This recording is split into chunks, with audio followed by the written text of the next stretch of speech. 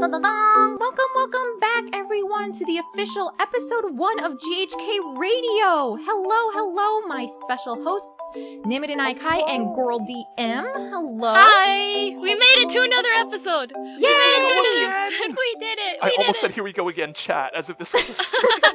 It's not, we're not live. This is pre-recorded. This is pre-recorded in front of just us, not a live studio audience. I'm sorry. But if it's set as a premiere, there will be a chat, technically. True, If true, we there can will be figure a out how chat. Premiere works this time, yes. If we can. I'm No learning, hurry, no okay? rush. I'm learning. Internet's hard. Yes, but thank you all so much for those of you who took the time to watch episode 0 and to comment. It's been super helpful. We've had a couple of things to think about, but it's also given us ample time to think about, new topics and sort of how we're gonna present them and stuff like that. I don't know. Have you guys, I feel like since episode 0, I've listened to a grand total of one other podcast, but that has already, shaped how I do my quote-unquote research and, how I feel like I'm gonna present things. I feel more ready today than I did last time. Nice. Vloggers. I used to listen to more podcasts. I haven't been listening to as much lately, but the ones I listen to are also very much like this, where it's just a group of friends shooting the breeze, basically in their basement or whatever, and so it's sounds like the best kind of podcast. I don't really listen to podcasts. Neither do I. This last this one podcast that I've been listening to lately has been my one and only, and it's just because the topics are super interesting. So Okay. But yeah, I don't normally listen to podcasts either. Yeah, I tend to stick to YouTube review videos on stuff, not so much podcast type things though. Oh, that's interesting. Huh. I like YouTube. YouTube is good. I wouldn't stream on it, but we have to say we like YouTube, right? YouTube, we love you. Please don't demonetize us. That's right. We're just here having a good time through your medium. Thank you. And before we get copyright struck by a company for our own vocals. Oh no! You can't claim my voice. It's my voice. I guess that's happened with some song covers. Yeah. Yui, I think has her song covers have been copyright striked against or whatever. Yeah, Not on her channel, but when she was interviewed on someone else's. Oh no! And they uploaded it, and it was oh, you can't post this because it's got copyright strike. And she was but I'm playing guitar and singing. Nothing in there is your pirated soundtracks. So confusion, but yeah. A lot of the times it's automated too. They have a admittedly really not great algorithm that just scans it's just the audio but doesn't actually no one's there listening to it.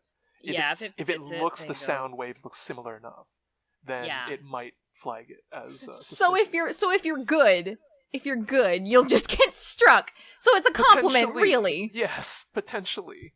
I'm not sure exactly how the algorithm works. Maybe it'll take into account some tags you put in the background, oh, it's a fan cover, etc., etc.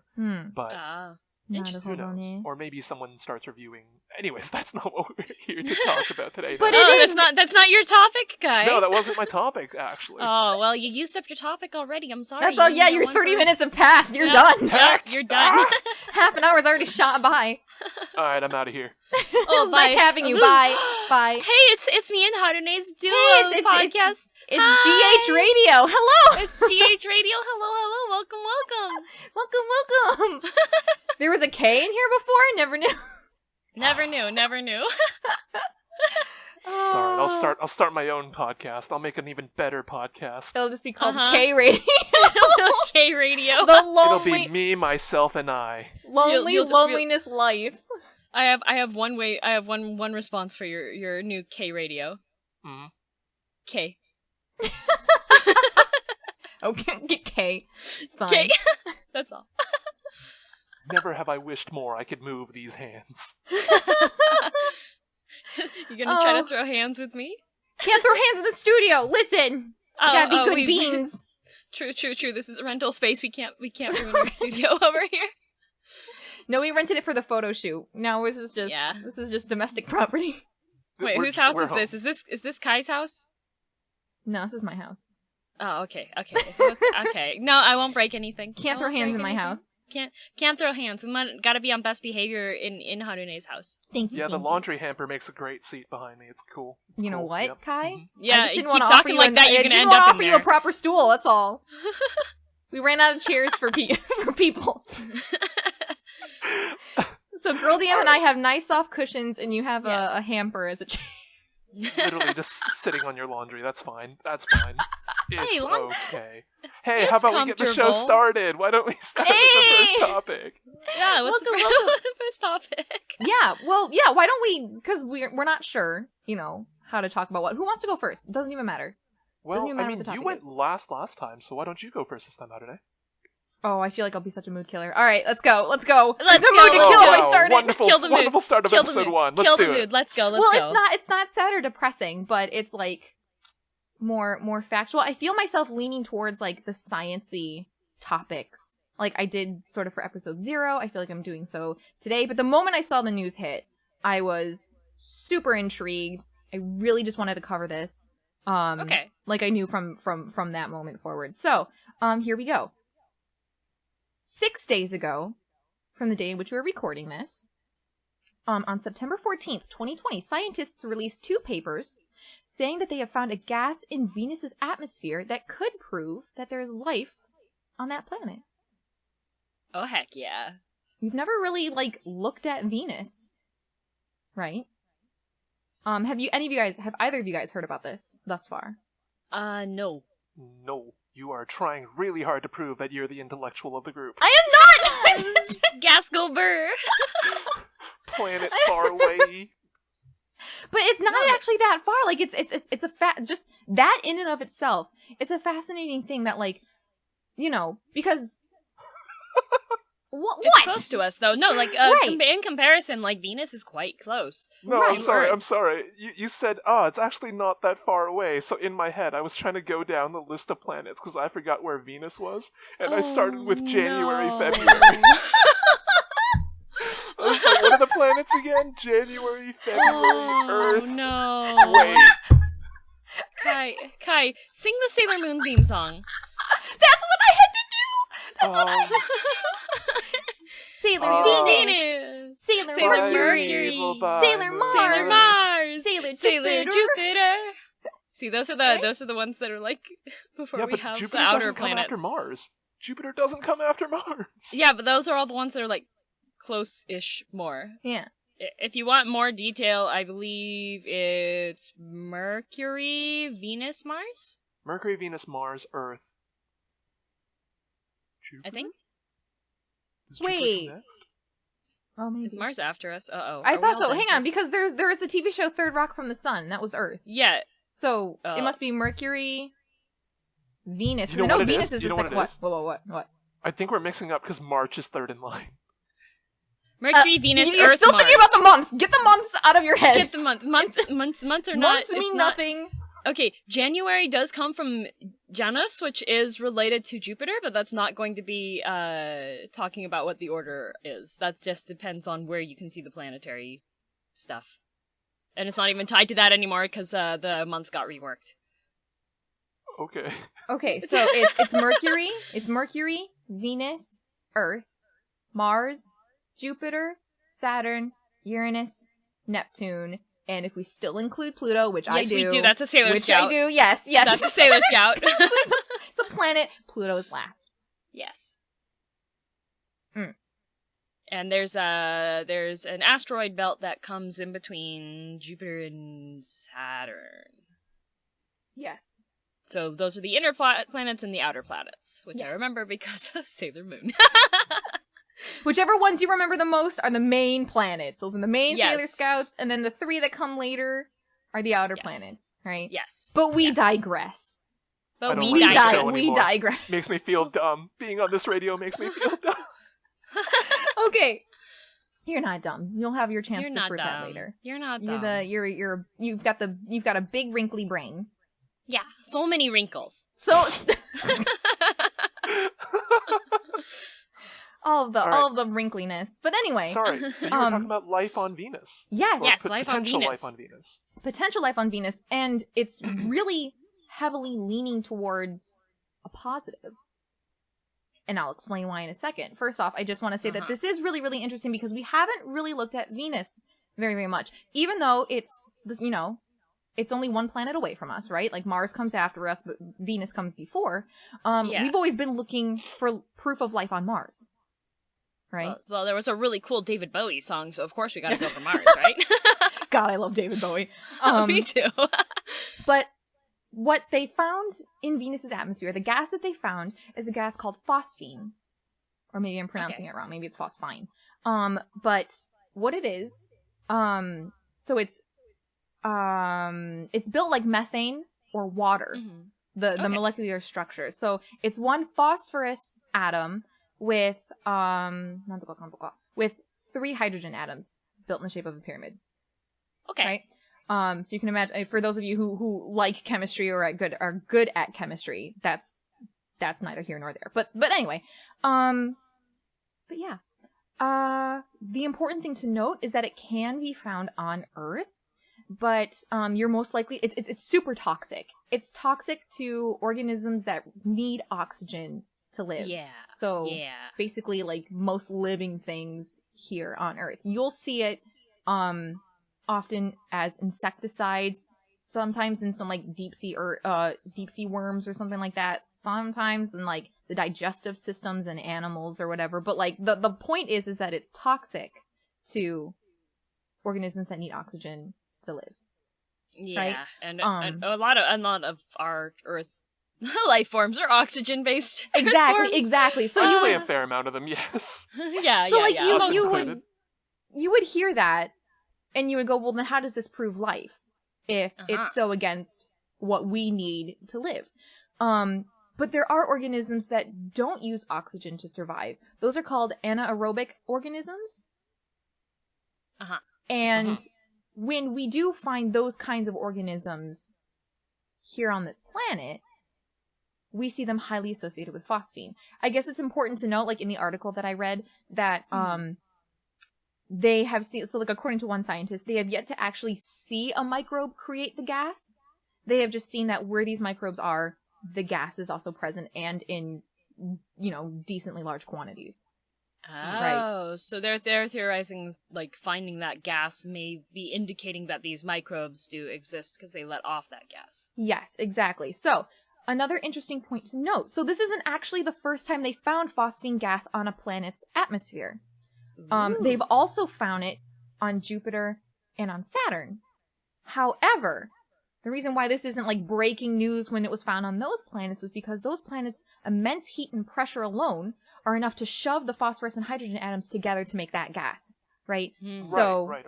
Because those planets are just like crazy violent and destructive enough that they just like take the atoms and they go, and they just they just smack them together. They just easy clap them together, right? They don't need anaerobic organisms to make, you know, all that copious amounts of gas. However, Venus is too small to have the same amounts of energy needed to create phosphine that the other 2 planets can. So, where does the gas come from? Exactly. That's the big question. Exactly. And they've the research team that has been, you know, looking into this has done a lot of simulated tests, and really the only thing that they could come up with is anaerobic organisms seem to be the most plausible explanation for the high amounts of phosphine on Venus's atmosphere. So, hopefully that opens doors to getting more research done about Venus. It's not actually, I mean, we have tried to explore Venus in the past, but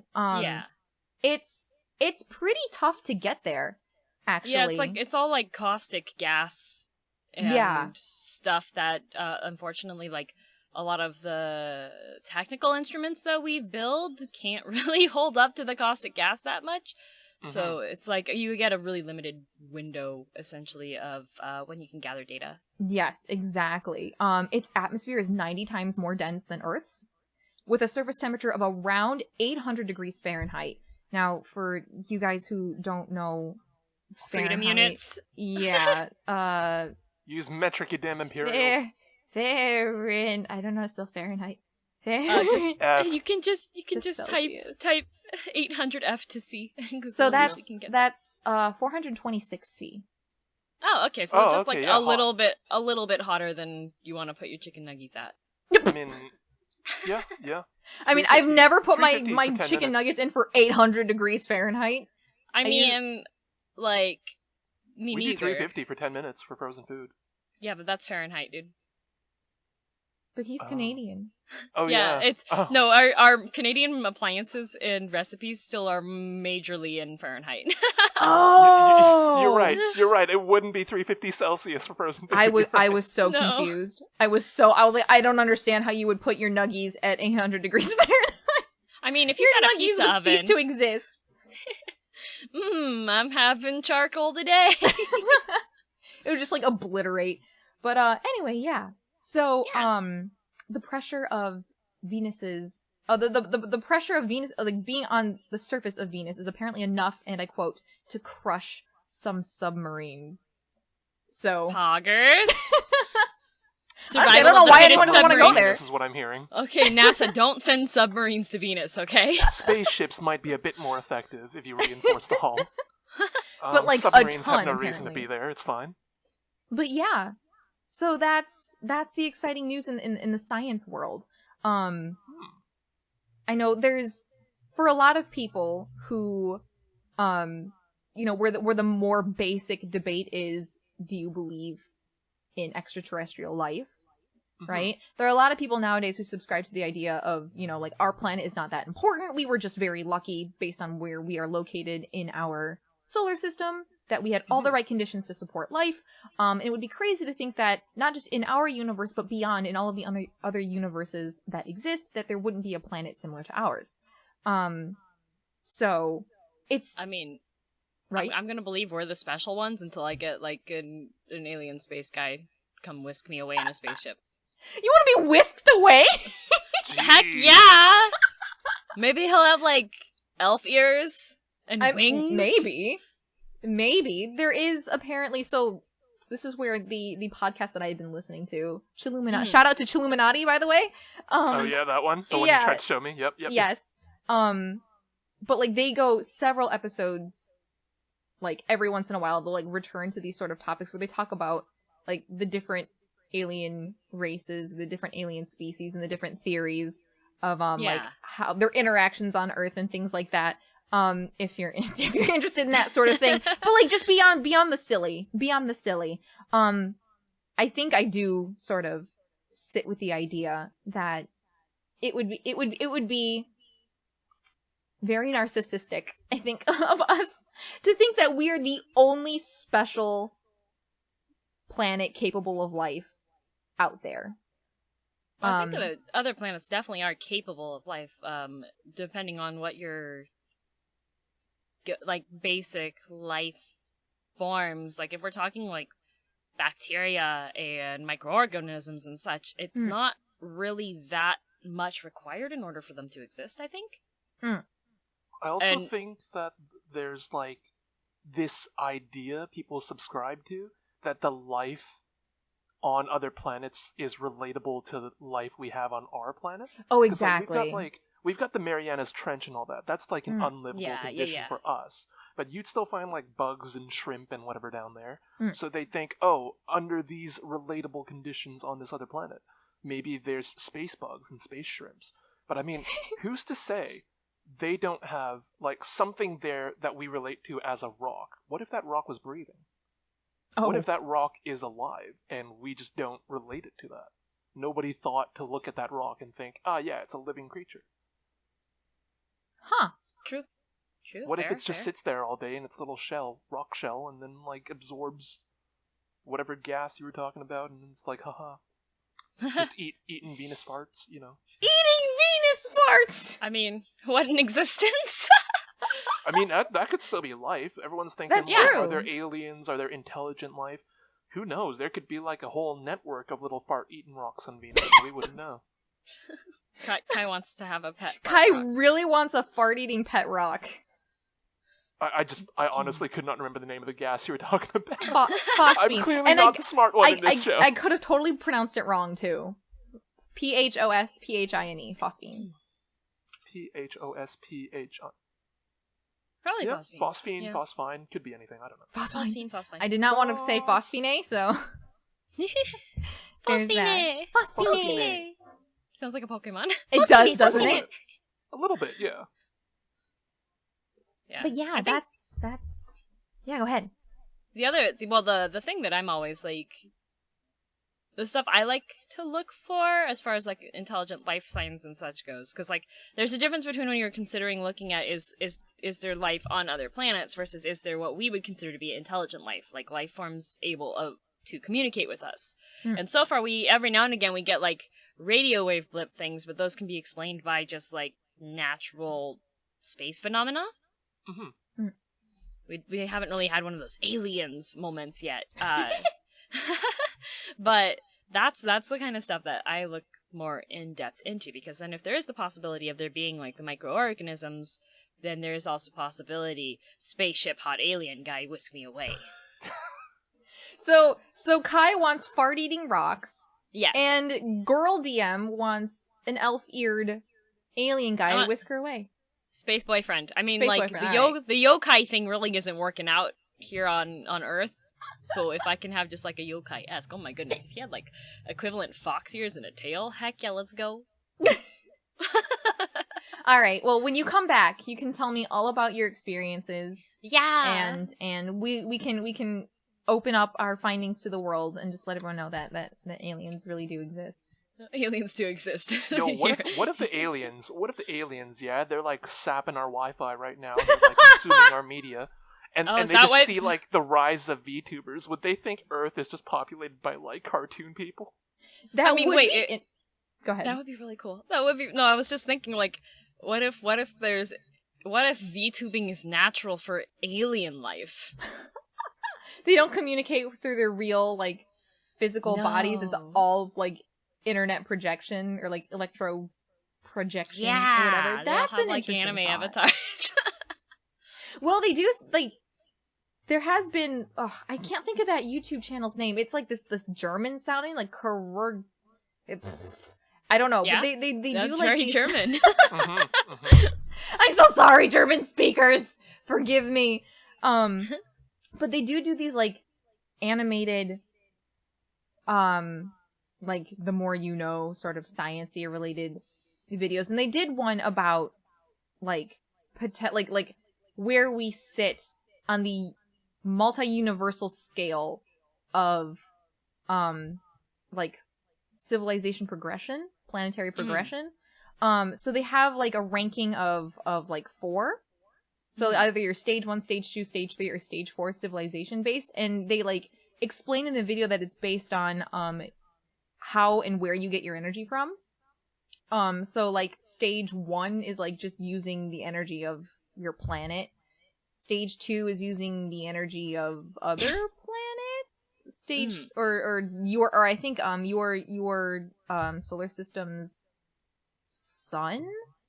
Okay. And then stage 3 is like other like the next solar system's sun, and like stage 4 is like almost like god tier. I don't know. It was really, really interesting. If I remember it, I will link it in the description because I thought it was really, really fascinating. And it's all very much just speculation. It was like someone just like, or a group of people, maybe not just one singular person, just like had a lot of fun with like a certain idea and just ran with it and made like a really complicated society and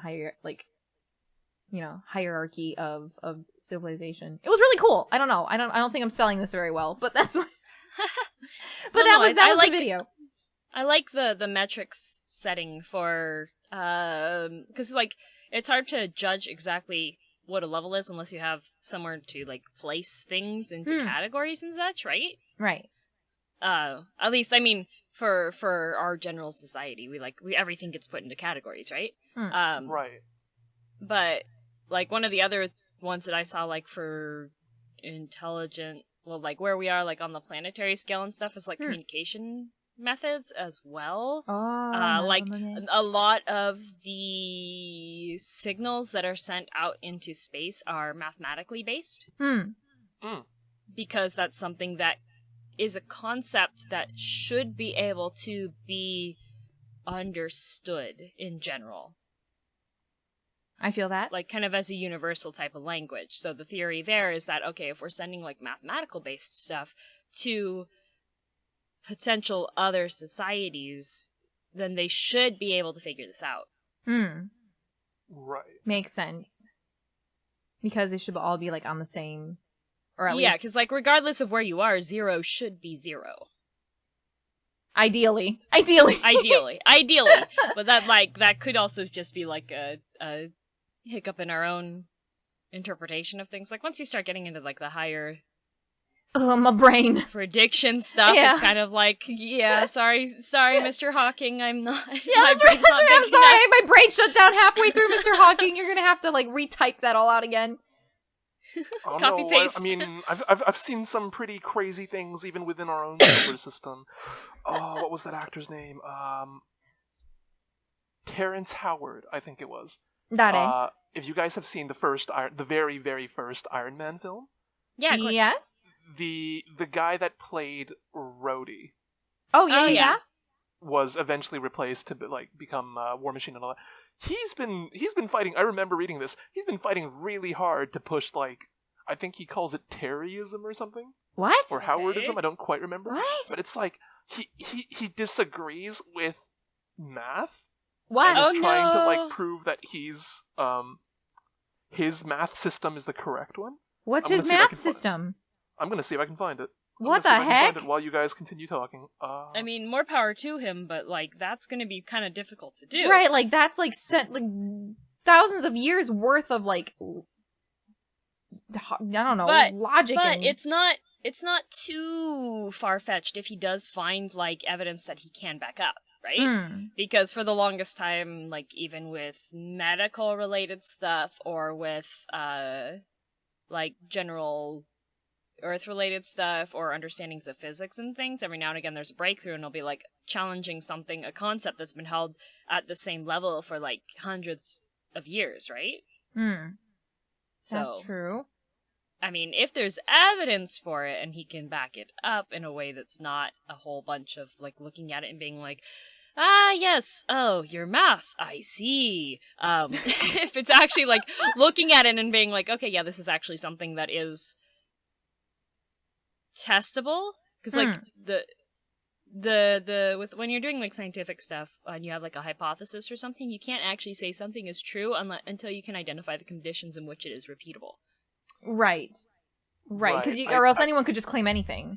Yeah, Right, exactly. I haven't found his exact like proof he's written on this, but he went out and like wrote a full mathematical proof Oh, good for lord. teriology, where he was saying how like we've all been doing math wrong. He's invented teriology, the universal math, and that like I remember his whole written proof was how 1 times 1 should be 2. Oh no. Oh, see, like, I was just about to say, if it's, like, remaking basic numbers, I'm a face desk. Yeah, And, that's how I feel. That's how I feel now. I mean, he could just be misunderstanding notation. I think someone like read the proof and just commented, "Oh yeah, you did this math wrong." And he's like, "No, math is wrong." See, that's like arguing 2 + 2 = fish and being like... But it does. You put the 2 halves together, if you mirror the 2 and it looks like a fish. But, like... Yeah, but if you held up 2 fingers and held up 2 other fingers, I don't suddenly get a fish. You know? Like... Wait, you don't? No! No, a fish does not suddenly appear in my hand! Are you look at putting all your the fish fingers up? fingers. Are you putting your fingers up properly, Harune? If you're not, like, magically getting fish every time you do 2 + 2. Whoa, look at those fish! Whoa! Whoa! I just summoned fish. You don't know that cheat? Oh no, Harune's not talking. Oh dear. This is your fault, Unbelievable. DM. I blame you for this. Unbelievable. DM did this. I had nothing to do with it. My infinite fish powers! Just rage me into submission. Just get so mad I stop talking. You're like, see, I'm right. See, you I can't did even it. You fight have me no more anymore. answers Yeah. now. That means I am correct. Mm-hmm. That sounds to me like he unfortunately might have just misunderstood that multiplication just means it's like an instance of this number by an instance of this number. So if you have an instance of 1 to an instance of 1, it's going to be 1. Right. If you have 1 1, it's only 1 1. Exactly. You just said 1 twice, so that's 2. I think I understand how his math works. Oh no. Unbelievable! Oh no, oh dear. Harune can get squeaky nay. But anyway, yeah, so that's my thing on potential life on Venus. Yeah, that's interesting. That is interesting. I like when there's additional, like, I said like a lot there. I like when there is scientific theory and potential proofs for things. It makes it exciting. Yeah, it makes it much fun. more tangible and very real, beyond just like a wild speculation. Yeah. Right. Potential clickbait was the title. Yes. However, we have proof. It might be fart gas animals. Kai might get his rocks. Fart eating rock pets. There you go. Oh. But So, yeah. yeah. What'd you bring to the table today? Me? Yeah, we'll let you go next, girl, since you went first thank last you. time. Thanks. Socks. Socks. I'm in it. Socks. I'm ready. I love socks. I mean, Socks. I'm sitting on Harune's laundry right here, so... Get off my Okay. socks! I'm sure I've got a lot to bring up. Settle down, Kai. Settle down, right. okay? Just right. don't bring Harune socks into this. Harune can bring your own socks into this, okay? I'm wearing socks now. Leave my socks alone.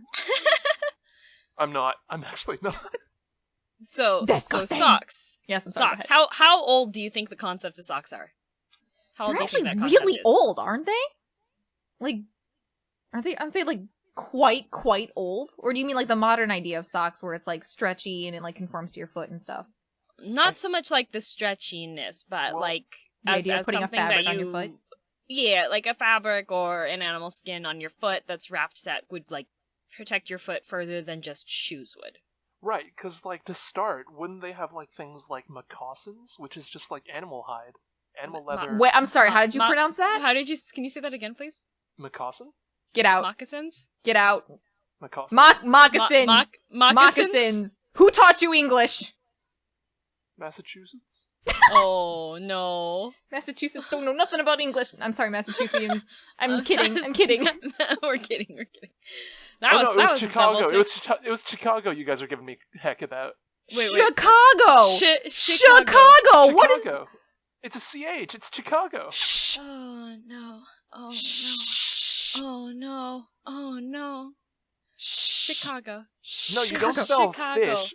You don't spell fish F-I-C-H. I mean, you could, though. No, But then, no, S-H Kai. That's dealing with when you have it at the front versus at the end of the word with the CH. Unbelievable. So since it's CHI, it's sh. Mm. Moccasins. English makes up a lot of things. So Moccasins moccasins. C-H-I-P. I'm gonna eat my potato chips. I'm gonna I smack can you. hear the birds. I am going to chirping whack outside. you. Oh my goodness. If my hands could just reach across. Yo, English is wrong. Please slap subscribe to Kaiology, where Oh CH my sounds goodness. like CH. Oh my goodness. He's now reinventing the language. There's different rules for pronunciation based off of what the next upcoming letter is in the word. Well, Oh, Chicago. Kai. Chicago Chicago. is C-H-I-C. No, you're wrong. Okay, You're wrong. socks. Chicken Yeah, is socks, C-H-I. Socks. Alright. Socks. So, moccasins are technically shoes. Because Uh-huh. you put your bare feet in. Socks, Yes. on the other hand, you have the wrapping for your foot before you put it into whatever your shoe is, right? So that as a general concept, the earliest existence that they've discovered for it is from the Romans in the 8th century BC. Oh yeah, that's really heckin' old. Okay. That's pretty old, but their socks don't look as typical as you would expect because it was pretty common for people to use animal hide and then tie it, wrap your feet with the animal hide and then tie that around your ankle, and then put your foot in there, right? Okay, makes sense. And then it took a really long time, but then they finally started using fabric for it. Okay. And so they went from having the wrap idea, which I don't know if you guys have ever tried wearing wrapped fabric on anything. I do cosplay, so I've had like cosplays that are supposed to have like wrapping on the feet. I don't know if any of you guys have done that before. But I broke my toenail once, like clean off, and I had to keep my foot wrapped. Yeah, but it's Okay. so when you have that. No, that is a good example though, because like you have to rewrap it, right? Huh. Yes. Because it starts getting loose and it's kind of annoying. So can you imagine if you're like on a trek trying to like deliver stuff and you have to stop every like little bit of time to rewrap your socks? I imagine it's like having to retie your shoes. Right? All the Can you time. imagine that? Because you'd have to retie your shoes every single time, right? Oh, I can imagine it. That's not a problem with Crocs. Okay. Okay. Crocs are a modern item. Yeah, don't care. Can't relate. Sorry. Those Crocs can burn. Goodness. But the interesting thing is, when they started to make the more fitted socks, like in the Middle Ages, instead of it being like, because it was for protection and for warmth, right? Protect your feet from frostbite, protect your feet from, because like they didn't really have indoor heating either, and you're working outside, you need something to protect your feet with, right? Right. Mm-hmm. But then once we hit the Middle Ages, it wasn't so much a necessity so much for a lot of things. It was more, instead of just being like practical, now it started becoming an accessory. So thigh-high socks actually started like coming into existence during the Middle Ages. Thigh highs. Wow. And colored socks. That's adorable. Actually, yeah, no, now that I think about it, no, you're totally right. Because like in college, I had to take a class on medieval and Renaissance music. Yeah. And in our textbook, they had pictures of medieval and Renaissance paintings, and like done during that time. And I absolutely love thinking about it now just kills me. But the painting of these people's, like when they had like full body pictures, which was a majority of the time, they always had, it didn't even look like they were wearing shoes. It was always just socked feet, but like with like tons of extra fabric where the toes should be, so it looked like almost like a jester's shoe, where it was just like all this extra fabric snaking in the front. I suddenly remember these pictures. Oh my gosh! Yes, I remember those. I used to laugh so hard, but yeah, now that I think about it, like I remember thinking like, why just socks? Why so much fabric? But like it was like part of it was a status symbol as well, because if you have money, you can get that fabric, because it's kind of hard to get like that type of finely woven fabric and such. Like, it wasn't until, so we've had like all these socks like BC time and like Middle Ages time and such, right? It wasn't until the 5th century that they actually made the machine that knits. Right. So like you had to, all the socks were woven by hand essentially, which there were shortcuts for things. Like if you've ever seen, I don't know if you've like watched YouTube videos. I've seen these videos because I'm on YouTube a lot. But people who are really fast at weaving can actually go through making fabric quite quickly. I believe that. But that doesn't compare over to that knitting machine. So the invention of this machine made it so that you could start making fabric 6 times faster. 6 times faster. Whoa. 6 times faster. Whoa. 6 times faster. So socks were made with silk, cotton, and wool usually. Okay.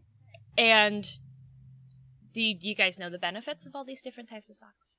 I know moisture cotton absorbing, I assume. Yes. And, like how soft it is, how abrasive it is. Silk, I know, can keep the skin cool. Well, so can cotton. Cotton's a breathable fabric, but silk I know was breathable. Yeah, but silk I think was a good. I don't know if actually silk was a good insulator, because I'm trying to think of like for kimonos they would use silk, wouldn't they? And that was like for cold. Silk for kimono. Yeah. Silk is a little less breathable, but it is like a lot softer, and it's also a lot harder to get the material for. You guys know how silk is made, yeah? Yes, silkworms. From worms. Yeah, from worms. So you have to like harvest you have to get a whole bunch of these worms, kill all of them because you have to wait until they're like in their cocooning stage, and then you take all their thread off, which if you're in cocooning phase, it's not conducive. Anyways. Oh, I didn't know they killed the worms. Yeah. Oh, Yeah. sad. Yeah, silk's not feels nice, but not so good for the little wormy buddies. Oh no. I actually then- went to know a that. silk. I went to a silk plant, so I saw. It was just like, yeah, there were like a machine lined up with like little worms, like little Yep. loaded up, and then they just like pulled all the. My face stopped working for a sec. Yeah, just they were pulling all the silk out. And I was like, ooh. Oh, Yep. no, little Yep, wormies. Little wormies. So silk is like a really, really cool fabric, but also it's like, how many worms died for me to wear this? Yeah, heck. Heck. Yeah. Heck. But cotton's breathable. And then wool. Just really as a warm. Canadian, wool socks, what's really cool about wool socks is that even if they get wet, they maintain the heat. Oh, They're okay. very insulating. So that's why when you go like Yeah. skiing and stuff, you want to wear wool socks because even if it gets like water into your shoes or whatever, you're still going to stay warm. Heck, that's I'm nice. Not I'm not a big fan of wool socks. They chafe. I guess mean, I- they feel pretty terrible. Like they're not comfy. Yeah. They're very scratchy. Yeah. Depends on the type of wool, though. Depends on the type of wool. If you're getting standard wool socks, then yeah, they're gonna be scratchy, kind of suck. If you get the really fancy wool socks, like if you get merino wool socks, those are like walking on baby clouds. Oh, that sounds so cute. Yeah, very I comfy. get my socks at the dollar store, so I don't assume they've got cloud wool. You get your socks from the dollar store? How many like socks do you have to Walmart. go through in order to like go to the dollar store to buy socks? Oh no, it's more the fact that the dollar store is my dad's solution to literally everything. Ah, that makes sense. Yeah, that makes Poor sense. Kai That can't makes- afford foot luxury. Why do you Oh, think no. I wear Crocs all the time? Everybody subscribe to Kai on Twitch. He needs to get. He That's needs right.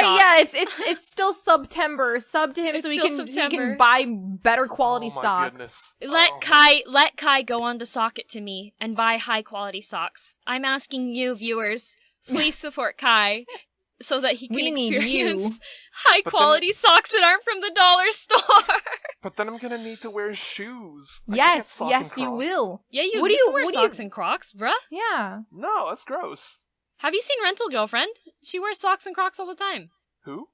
Rent a Girlfriend. I read the manga. She wears the socks and the Crocs in that one too.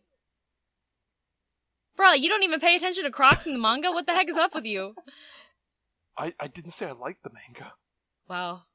How Bruh. far did you read? I'm being put on the spot here.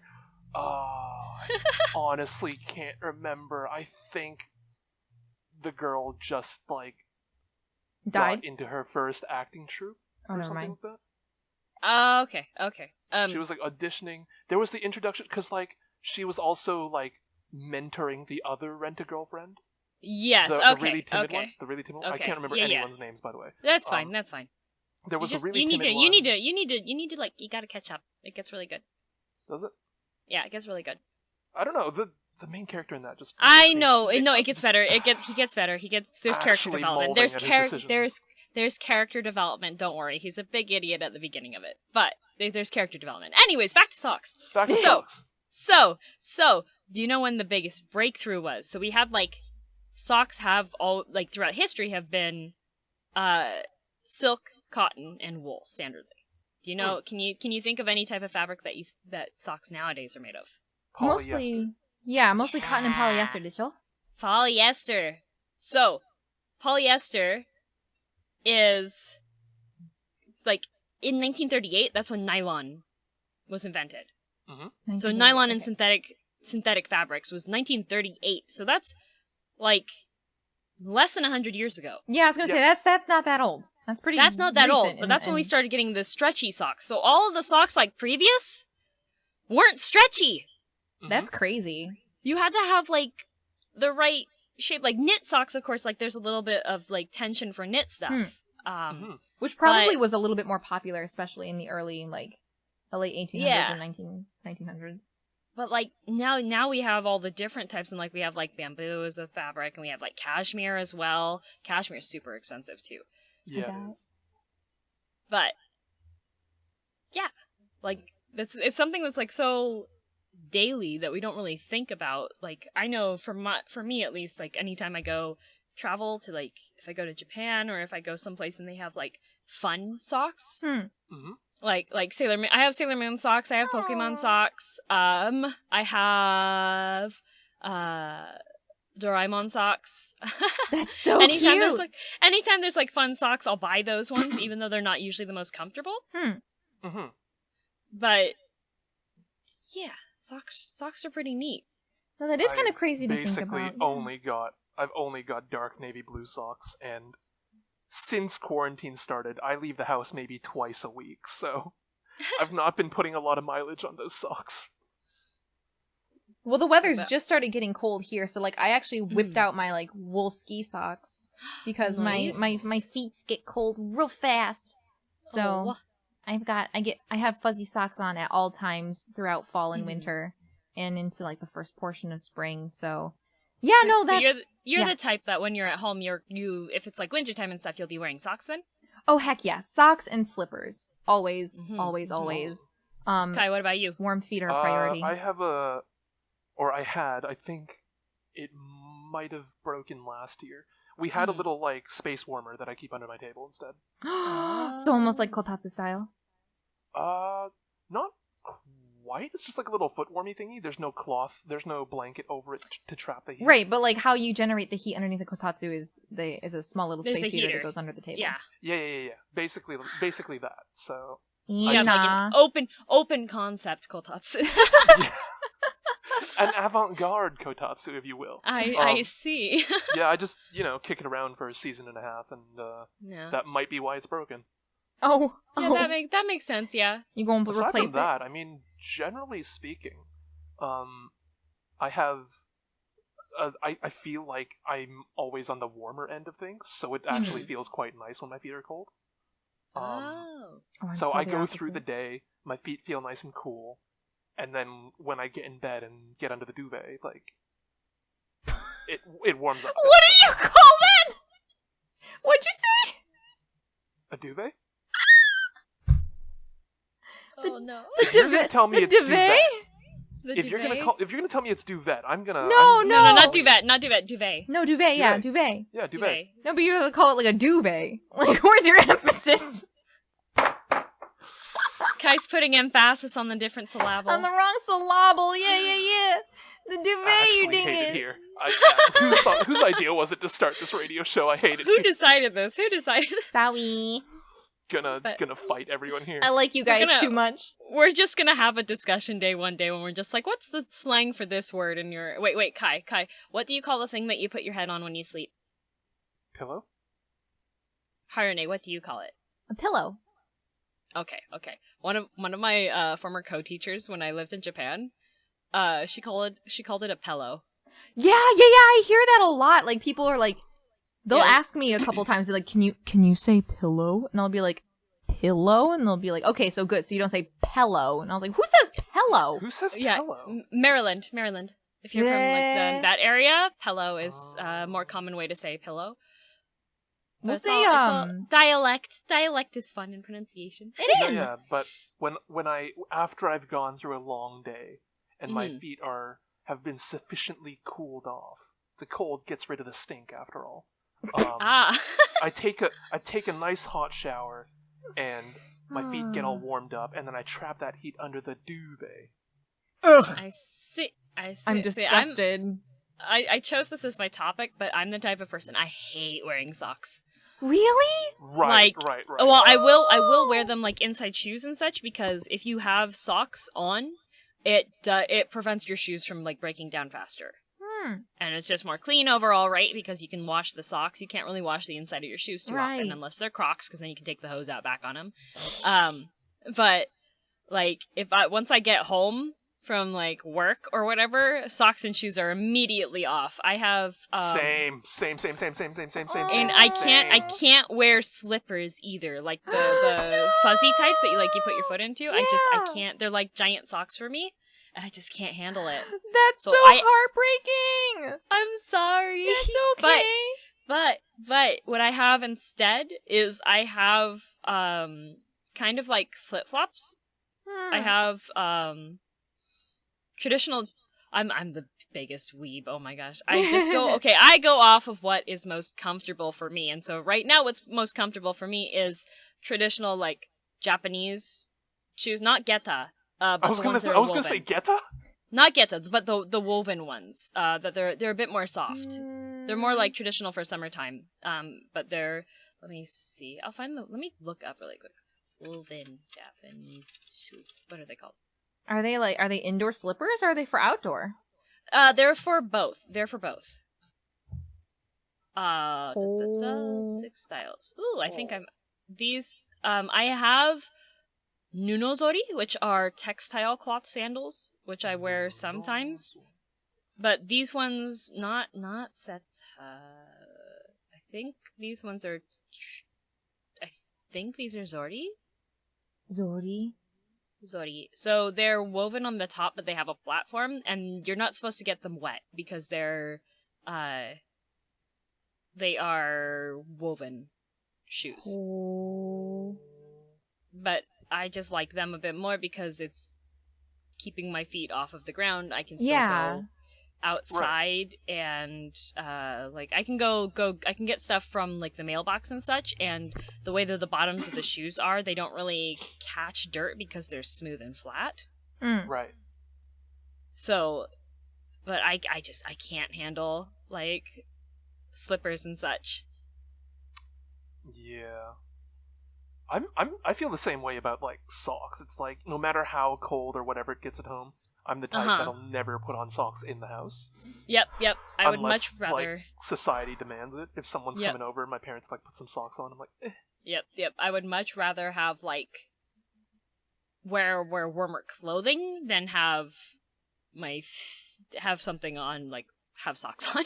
I'm gonna take it a step further. I don't like feeling constrained by my clothes. Mm-hmm. So even as it's getting colder, Kai's always naked at home. No, Kai's a nudist beach. That's not what I was gonna say. Hang on. As soon as I said that, I was like, no, I know where they're gonna go with it. But I actually, you see on my shoulder here, I've got like a tank top under the t-shirt. Yeah. I'm basically always in a tank top at home. Always a tank top and shorts. Even in like the dead of winter, I'll always be in tank top and shorts, just because I like the range of motion that my shoulders get when they're not like in a t-shirt. This upsets me. Yeah, I mean, I get it. I can't do long sleeves usually. Like unless it's like super duper loose, I can't do long sleeves.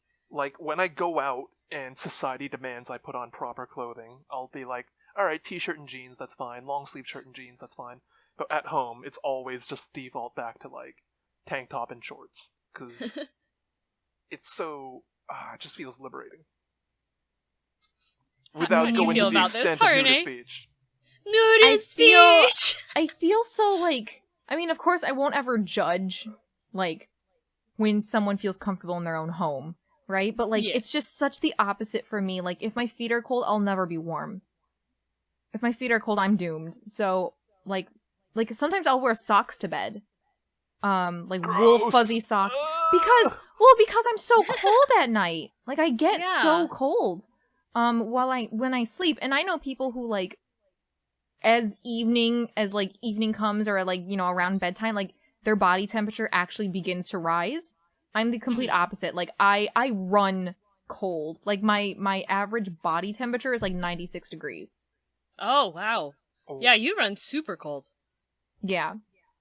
96, 97. Like when I get to 98, I feel like I'm feverish. Wow. So yeah. Harune was too strong. They had to nerf her. Just slow my blood down. But like so I'm a cold person all the time, and that's why I dislike summer, because like I'm either comfortable or I'm like all of a sudden way too hot and I'm disgusting. So for me, it's like, and I, you know, because I generally tend to dress warm, I have no idea how to handle heat. Yeah. So you just kind of melt, right? Yeah, I just kind of suffer and die. So I think we were probably all just conditioned to like summer because that's when there wasn't school. Right. Because like I'm the type of person I prefer. I've run warm.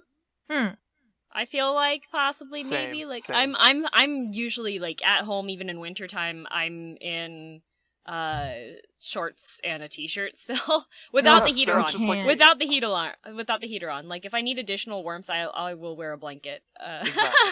I'm definitely the type I come downstairs in the morning on the weekends in winter time, and I just took the blanket with me from the bed. I'm wrapped up in the blanket getting my coffee. Now that sounds something like I would do.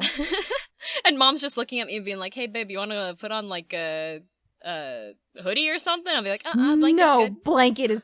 Blanket will suffice. I do Blanket's have fine. like a really big fluffy like bathrobe. Yeah. But like I'll not put my arms in the sleeves, like I said, because I don't like feeling constrained. So I just I throw it over my shoulders like Wow. a cape! like Emperor the pirate Kai. coats you see in anime, like Emperor Kai. like if you think like One Piece or whatever, and you've just got white beard with the jacket like sitting on his shoulders, blowing in the wind. That's me coming down the stairs for breakfast. Wow, Kai has such a grand Amazing. entrance to breakfast. Amazing. 5 is a 10 is talking. Oh my goodness. Yeah, but socks are really like I like every now and again I'll just like look at something that we have like in our daily lives and be like, what's the history? Why do we have this in our daily lives? Why is this a thing? that's the modern It's age fun. makes us take everything for granted. Mm-hmm. Right? So it is good to think about like where we would be without them, how did it all start, and it really puts things into perspective. Yeah. And I love socks. Socks are really cool. Now that I've heard you like talk about like how much you like socks, there's a bookstore near me and they have these things called reading socks, which are What like is that? knee-high, extra duper super fluffy lined knit socks that have like pom-pom ties at the top that are Oh my specifically gosh. for you to wear in wintertime to be extra cozy when you're reading. Yes, that sounds like just my stuff. I've never seen that, Yep. heard of that before. Yep. And you No, said they're I thigh know. high? They're like knee-high. They're Oh, like heck knee-high. yes. So Heck that way you can be yes. like cuddled up in like a blanket, and because sometimes you wrap yourself up in the blanket and you're trying to do like use the length to wrap yourself in so that Right. you're like a burrito, Mhm. and that kind of leaves your feet out, right? Right. So then if you have the reading socks, then it covers your feet.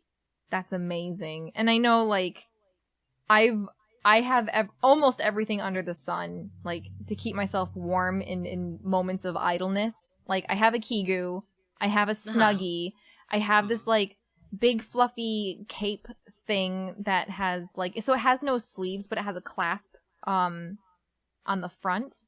And it's got, like, a hood that makes me look like a koala bear. Oh, so you I have a koala poncho. Yeah, it's exactly it. I have a koala poncho. I have all sorts of like different kinds of fuzzy socks. I have fuzzy slippers. They're like little sheep. Aw.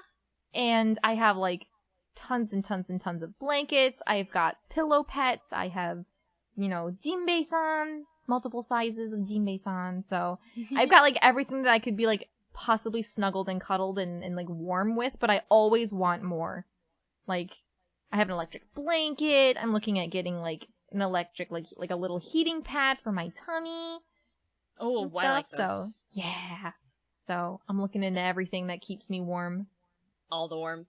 Yes. I have Kigus too. I have 2 Kigus. I have a panda one, which is just like really, really soft, fluffy type, and then I have a Kamen Rider one. Kamen Rider, Nice. that's so cool. Yeah, That is I so have- cool. I want the Kamen Rider one. Wear it for It's Halloween. so cool. I have before. I actually wore it when I worked in Japan. Yes. On Halloween week, I wore my Kamen Rider Kigu, and my older students were like, "Sensei, you're wearing Kamen Rider?" And I was like, "Yes, I love Kamen Rider." And I would do like the pose, and they would be like, "Oh my god, our teacher is a really big weeb." Oh my goodness. Yay! Nice. You've Which rider? asserted Which rider is it? dominance. Which rider? What? Ichigo. Dominance. Oh, classic. Yeah. Classic. I even have like a little Nice. neck scarf thing. It's on attached to the Kigu. Ah, so the scarf cute, is so important. The scarf It's is so cute. important. It's so important. It's so cute. On the record, I just want to say that I have no idea what they're talking about. I know I know what Kamen Rider is, but I don't know who Ichigo is or the scarf. The original. So I just want The to very original. first. let you all know. It's the original Kamen Rider. The original. That sounds cute though. Yeah, don't worry. Around Halloween, I'll share pictures of my, Yeah, my yeah. Kamen Rider Kigu because it's lots of fun. Yes. Speaking of, I haven't seen Blade yet. I don't know what the latest one's about. I haven't either. I've been like, since doing VTubing and stuff, I've just been like, all of my things that I used to watch, I'm falling behind terribly on. Like, Weh. Oh no, I'm sorry. I got that confused. Kamen Rider Blade was a while ago. This one's Kamen Rider Sword. I mean, totally. Completely different. Completely different. Wow, Kai, I can't believe Blade you and confused Sword. Blade and Sword. Yeah, with sorry, no, Wow. Blade was after Phys, wasn't it?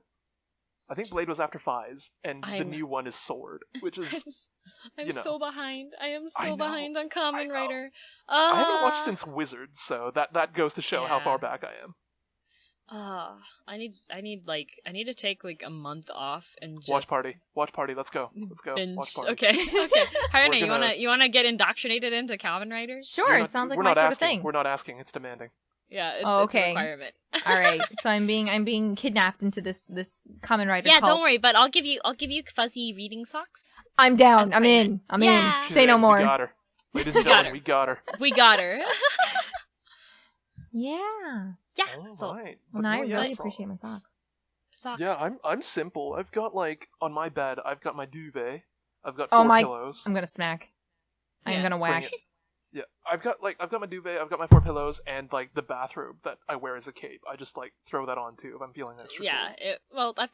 I also have a home robe.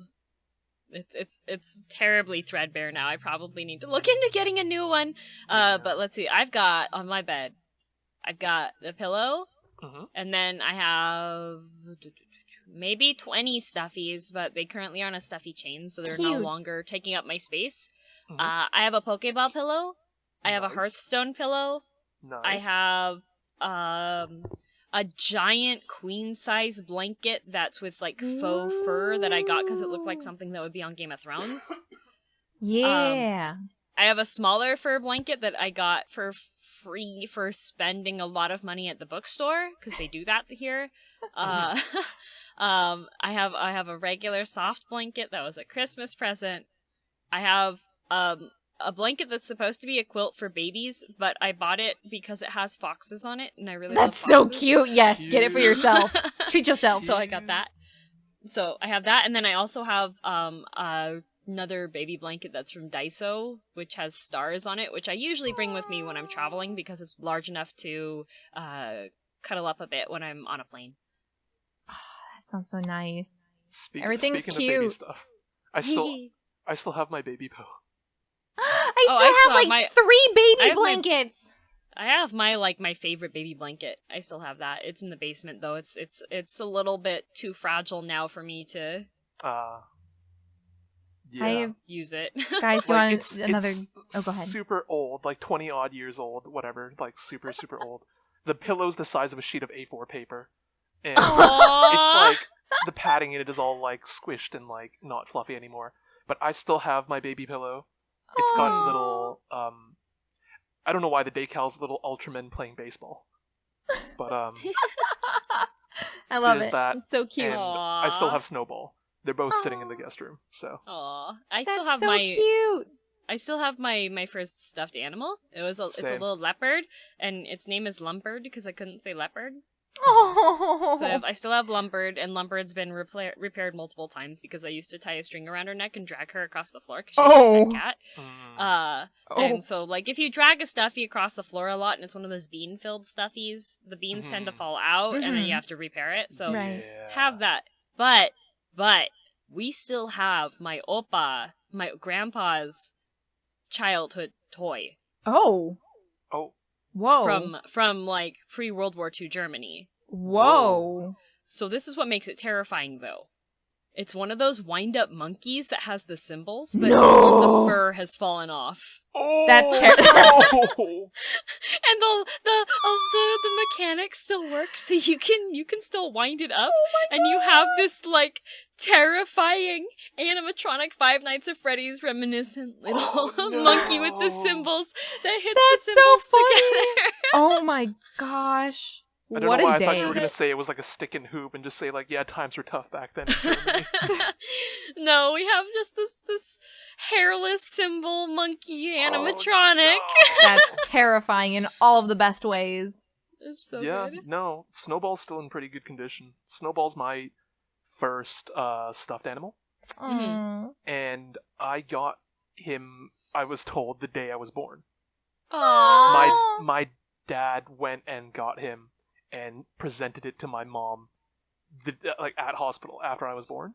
Aww. Wait, what kind of thing is Snowball? Hospital staff were not happy because it's a 5-foot-tall polar bear. Oh my god. That's amazing.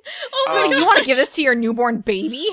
There are many photos. There are many photos of me as a baby, just like sitting in the lap of Snowball. Oh, that's so cute though. That's amazing. It I always is wanted one of massive. those giant stuffies, but I never was able to get them. Like, the closest picture I have is from, 2 years ago at Costco with the giant teddy bears. Yeah, it's one of those.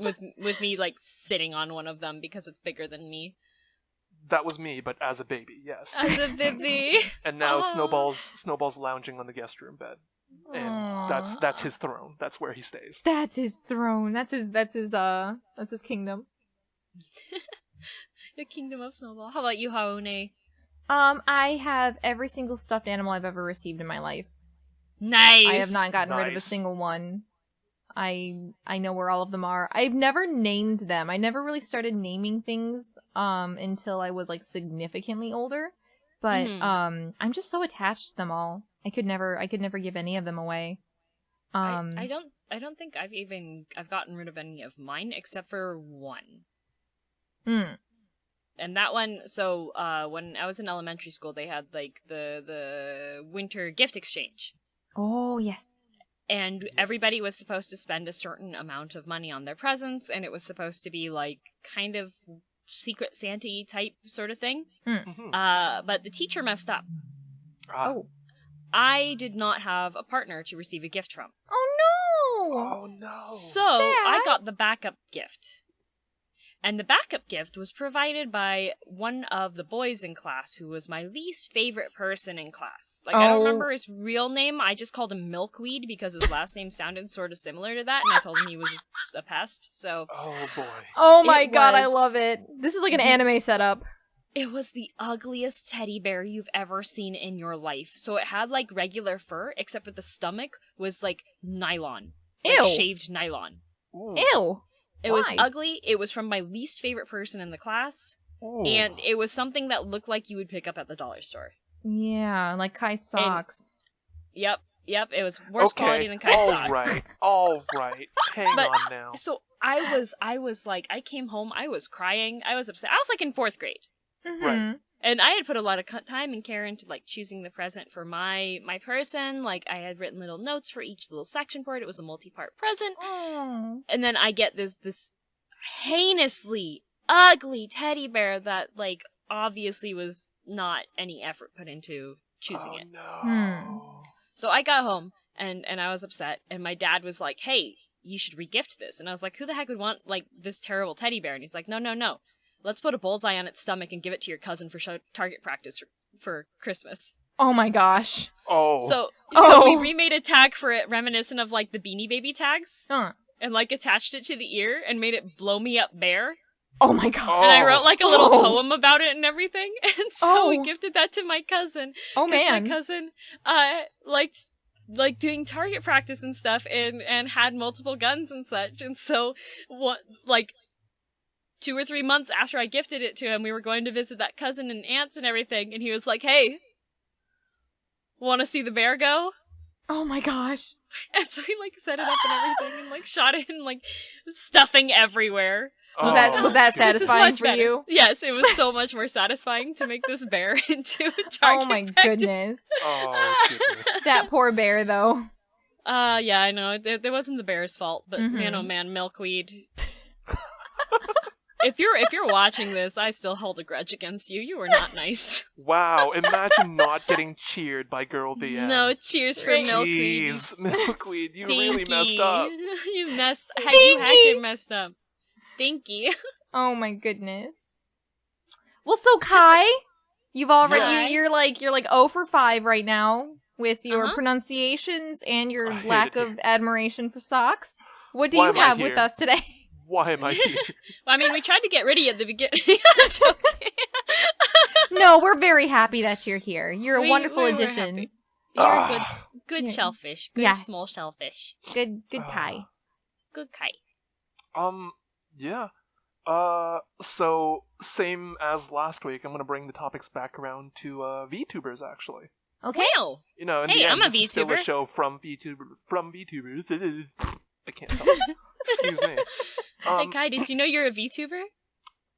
Little did you know, we're all VTubers here. Oh my goodness, are you? I don't I think made the Harune, are same you? joke last week. Harune, are you a VTuber? I know this was something that we covered, but I had completely forgotten. I totally forgot what I was doing. I had no idea I was a VTuber. I know we talked about this. Oh no. Yep. I forget on the daily.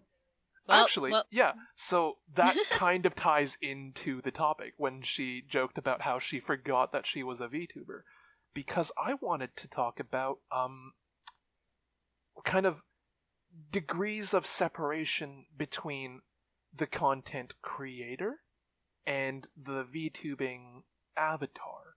Like, because we've seen the whole spectrum of VTubers. We've seen people who are basically role-playing. They have a character, they're always in character. They always consider their backstory when they interact with the community.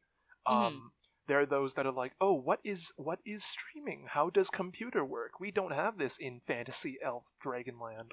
And then there are those that are a lot more loose with their avatar. They treat the avatar as basically a shirt. Oh, this is the shirt I'm wearing to stream today. I'm just being me, but wearing this look, kind of thing. So I guess, like, starting off, I don't know if people can tell. We seem to be on the looser end of the spectrum when it comes to backstory, when it comes to having a character to portray. But do you guys want to, like, tell the audience a little bit more about Harune and Girl DM? And Kai. And Kai. Yeah, starting ladies first. Oh, okay. Kai, that means you. This truly is the Kai Destruction podcast episode. Oh man, and how many more episodes do we have in this season? Yes. What did we say? 10? 10, maybe? 10? Oh my goodness. All Kai, right. you have so much to look forward to. When's 2020 over? When is 2020 over? Not soon enough. Not for a bit. Not for a bit. I need that between season glow up. Season 2 GHK, I'm just gonna be the best at everything. Oh, okay, I'm looking forward to this. Okay, let me write this down. Everybody who's viewing this later, please put in the comments just like what the date is so that we can keep tabs on Kai's glow up. Oh, that's right. We gotta keep him to it, chat. Oh my god. Yeah. All right. Don't make promises you can't keep, bud. Ladies first. G of GHK, Girl DM. Why don't you tell us a little bit about Girl DM? Okay. So mine's a bit more memey, I would say, as far as, like, the concept of Girl DM overall. So I started VTubing May 2020. May 7th. That was my debut day when I started streaming as a VTuber. Prior to that, the account Girl DM was made in March of 2019, I think, or May of 2019.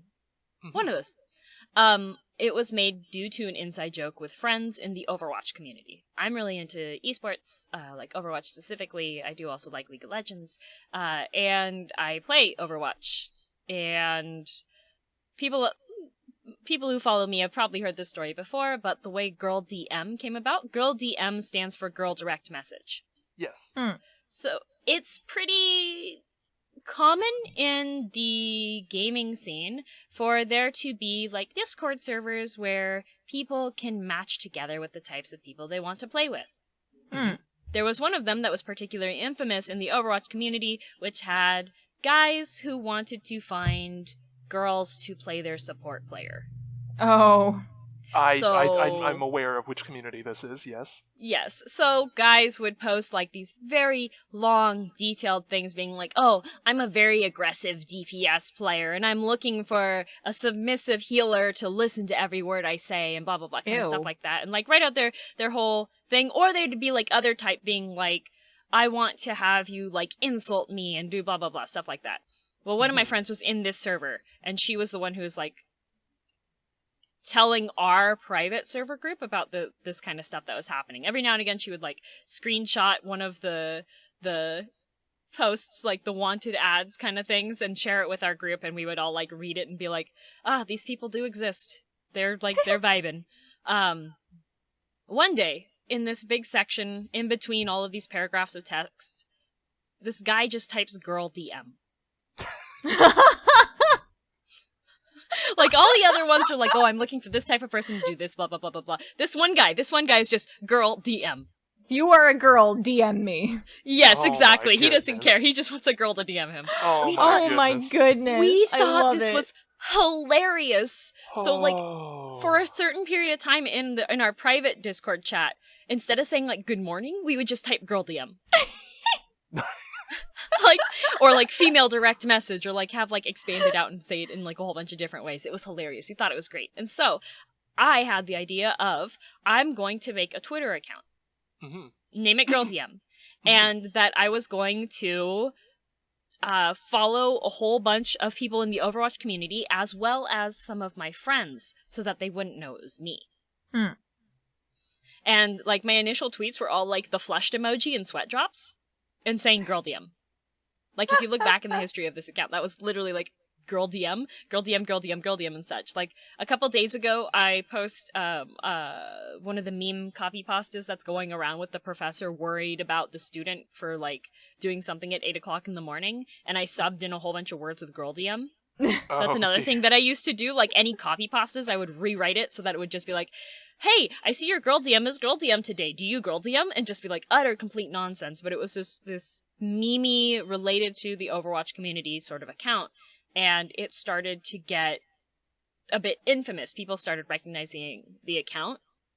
Oh no. And it was really funny because I was at a anime convention with some of my friends, and we're out at dinner. And these friends are part of the private Discord group, and they're like, do you know who Girl DM is? And I'm like, literally, I'm sitting at the table with them. Oh, boy. And I was just like, it's me. Perhaps. And they're like, what? And they're like, prove it. And so, like, I open my phone and, like, show them the Twitter account, and they're like, oh my god, you're Girl DM.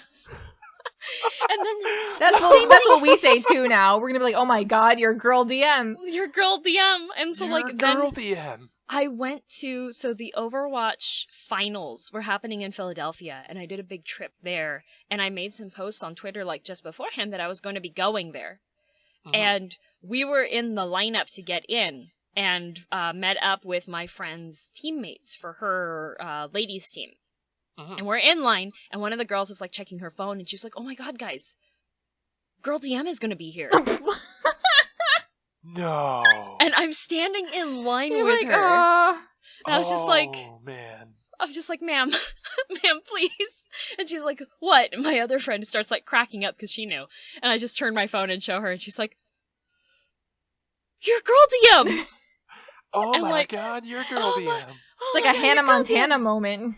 Yeah, kind of. And so then when I started doing the VTubing thing, I was like, maybe I should make a different account. Maybe I should make it. No, let's Girl DM this. Because I wound up transitioning it when I was like doing like the embarrassed flush emojis and such. Like, it was really entertaining, and I saw people saying like they thought it was really, it like brightened their day to just see like the silliness and the reactions. And I was like, you know what, there's a lot of negativity on like Twitter and the internet. Why not make this like focused on positivity? Yep. And so that's what it transitioned to, like the heck and cheer you and stuff. Like, I was going to make it completely, like, not using strong language and focusing, like, on positivities and, like, recovery from, like, when you make a mistake or when you're having a bad day, focusing on the recovery aspect of that instead of, like, getting more frustrated kind of thing, right? And so that's what I, like, made the general thing for, and I was like, I wanted to bring that into the concept as being a VTuber. So, like, I refer to, like, Girl DM as a character as Girl DM, and then myself as the person behind Girl DM as Miss Voice. Right. I remember you mentioning that last episode. Yeah. So I would say that Girl DM, it would be, like, full positivity mode for Miss Voice. There's a lot, like, there's not too much different between myself and, well, Miss Voice and Girl DM overall as their own characters, but I will say, like, Miss Voice definitely has stronger language. I wasn't gonna out you. But alright. When speaking, Miss Voice is human after all, right? But Girl DM overall, as a concept, as a character, I do consider to be a separate sort of existence, and that in itself does lend a bit more to how I approach streaming, as well as how I approach the character itself. Yes. Because like I Miss Voice high school age and such, very low self-esteem. Someone would say like that I said like a mean joke or something. They would think I said something like rude or something, and they would tell me that, and I would internalize it, and I would like hard focus on what a terrible person I was for like 3 months. Oh no! Like, even if it was something small, or if someone told me that like they didn't like my shirt that day, I would never wear that shirt again. Oh my gosh. Very low, like, self-confidence level here. It's okay. But, we cheer you, DM. We cheer yeah, you. heck and cheer you. No, thank you. I've gotten a lot, like, broken out of the shell a bit more on things, especially, like, doing, like, Japanese fashion stuff. Because that's all for myself. I only do that because I like how it looks. And having that confidence in that helps a lot. And I think with streaming, you're exposing yourself and your personality to a large audience of people who may or may not be receptive to that. And Girl DM as a character has, like, before I even started VTubing, I had set up, like, if there is this sort of person that comes into chat, if there's a troll that comes into chat, if this happens, these are what types of reactions Girl DM will have to them. Right. So I already had like mentally prepped like what those set reactions would be. Good. And if there are people that go like, "Oh, I think Girl DM's annoying," or "I don't like Girl DM," blah blah blah, that they dislike that concept overall. That is something that is more acceptable to me, if someone is disliking the concept. Right. Which means, like, maybe Girl DM isn't for them. Maybe they don't need heck and cheers. That's completely fine. I don't have any issue with people that don't like that concept of Girl DM. Because there's always going to be people that dislike a creation, regardless of how received it is by other people, too. Right, so right. Creating that Girl DM as a concept is something that helps me to, like, separate it from Miss Voice overall and look at things a bit more objectively when I am streaming or when I want to set something up. Like, it does create some limitations because I've created kind of a box that Girl DM will fit into. Right. But it also gives me something to look at from, like, an outside perspective and be like, okay, what did Girl DM do today kind of thing.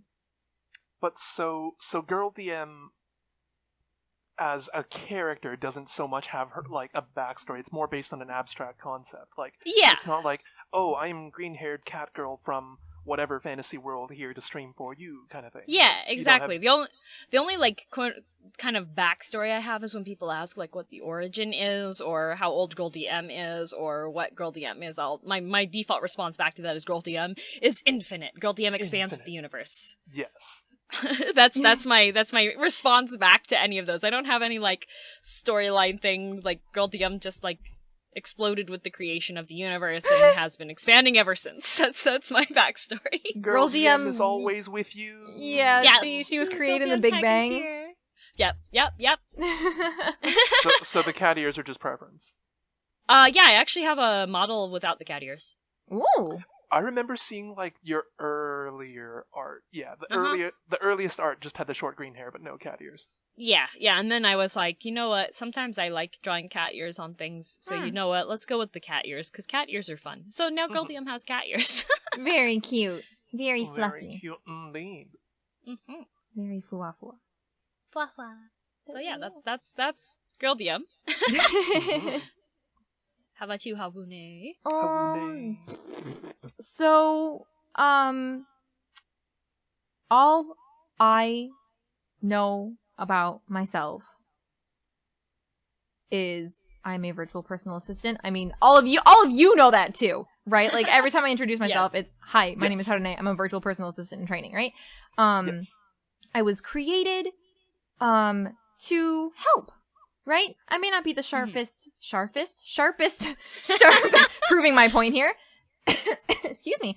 Sharpest knife in the drawer, but I am helpful, and that's sort of why I stream and why I'm, you can contact me on so many different platforms, whether it's YouTube, Twitter, Twitch, Facebook. Even we don't talk Follow about Harune on Twitter Facebook right now. we don't talk about Facebook, but yeah, so I'm there to absorb as much as I can about human culture and to bring everyone together, hopefully to like encourage some sort of unified interest in something that we all like, which is just gaming and just being friendly and having a good time. So that's like the concept of Harune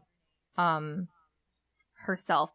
But like as for personality and like like how to address chat and things like that, I actually had zero clue. I think even Ouya can attest to this. I had asked him many, many times, like, Ouya, what, like, am I just being a character? Like, you've got to give me, like, her characteristic traits. Like, who is she? Like, who, how, I need to know these things so I know how to portray her. And he was like, what are you talking? He was like, what are you talking about? Just be yourself. And I was like, oh! But there's no guidelines. Yeah, I was like, that's not, and like, once again, I had no idea, like, what VTubing was. I had no idea, like, what it meant to be a VTuber, but all of the examples that he had me watch were all characters, because they were all Japanese.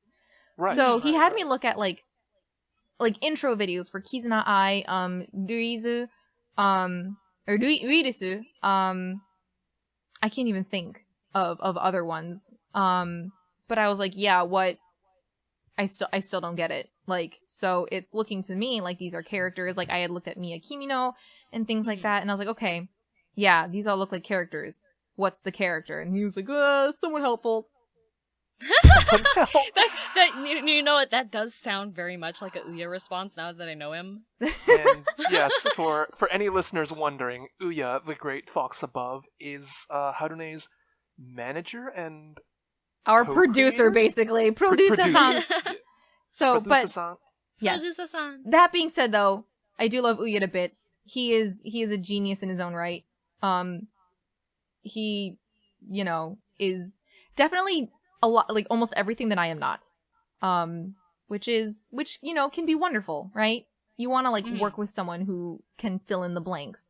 Yeah. But that's just how we tend to butt heads. Is because we're not always on the same wavelength, because we think so differently, we function so differently. But yeah, so as for, like, how Harune the character was built as you see and hear her today, it's rare, very much like Girl DM, very, not so different from, Harune's version of Miss Voice, basically. I'm not shy, and I don't keep it a secret about what my profession is, what my degrees and focuses are, what I do on my spare time. I do try to limit the conversation of, like, some personal things, and that's just because, there are only so many things that I can talk about myself before I think it kind of goes too deep. Right? Right, safety on the internet and all that. Yeah. Right. Internet. Yeah, internet anonymity, am I right? Yeah. So, but beyond that, personality-wise, it's not so different, either in the virtual world or beyond, which is why it was very, very scary once, after a raid, and I don't even remember how long ago it was. It was, like, fairly recent, like, maybe 2 months ago or so. Someone in the chat was like, you sound like my piano teacher. And I was like, I don't know if you are saying this just because, like, we had, joked about, what happens, like, if a student says that they recognize your voice or something like that. And I was like, never, that would never happen. Like, lol. No. And then that the person was very recent. That was actually very recent. I remember this because I was modding for you at that day. You sent me a screenshot of that. And I was like, yes. Man. Yes. Very recent. Internal screaming. A little bit of panic there, hey. But but I, like, waited a bit. No student addressed me. about it. And, like, my students are a majority of my students are too young to even, like, be on this part of the internet. So I think it was just a joke. And in which case, that's fine. Yeah. But yeah, so... I mean, know. my mom works at a school, and she keeps sharing my Twitch with people. No! Oh, no! And my dad's been doing it too, but she will, like, preface first. She'll be like, okay, if you watch the channel, please don't interact. Just, like, this is a production sort of thing. Girl DM doesn't exist as my daughter on our plane of existence, so you can't really, like, well, that's smart. But that's smart.